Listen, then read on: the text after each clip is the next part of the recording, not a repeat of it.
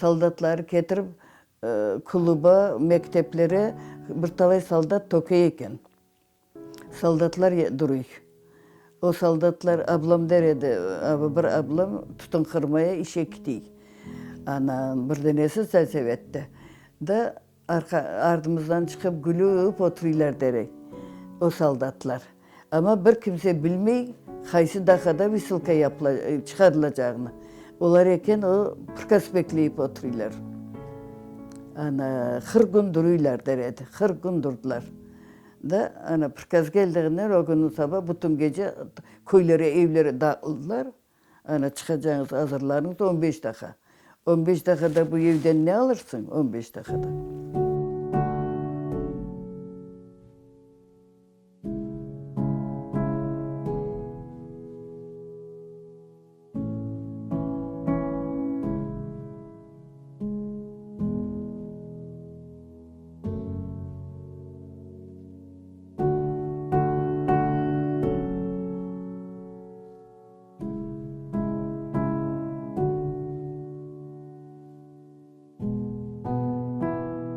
Hayvanlar yaşayan yerde bir karavul yatan hane var.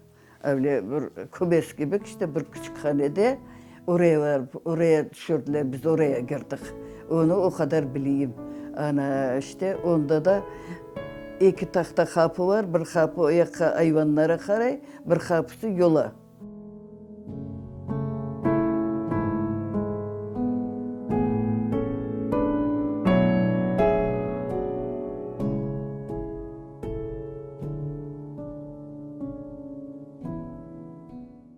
Hayvanlara düşürülen pamuk, şurut, şolka diyen şeyleri var idi. Pamuğun urluğundan aylandırıp çıkarıp o şeyler var idi. Onlar hayvanlar aşar idi onu. O hayvanlar aşayan şeyi tapıp, apkadar netip koyup onlar aşandı. Ondan sonra ot, bu neler kazanlarda onlar kaynadı. Onlar içildi. Kıskası balam. Ondan sonra onun içine bir kapım tekrar un tapıp koyulur edim, koyulmaz edim mi? Kazan öyle kaynar edi. Aşayan şey de öyleydi.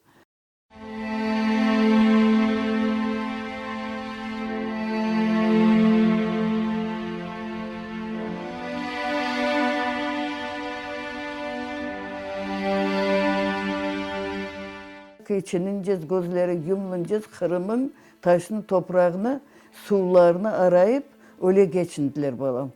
Niye Kırım'a gelip babamın nesinden, köyden, Ayseres köyünden direği var. Bir direk daha duruyor, Selvi direği. Bir direği daha duruyor, 100 yıl oldu endi o direk.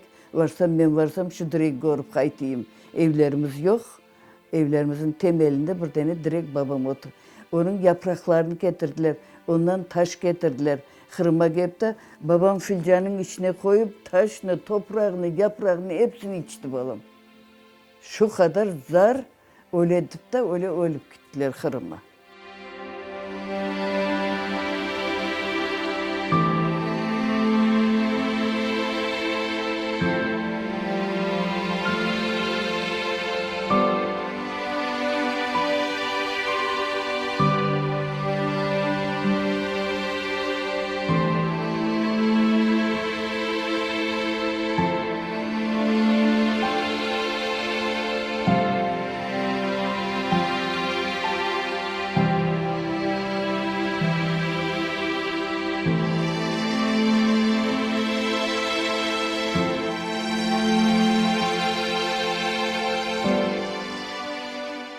Ana bir yılda prepiska yapmadılar.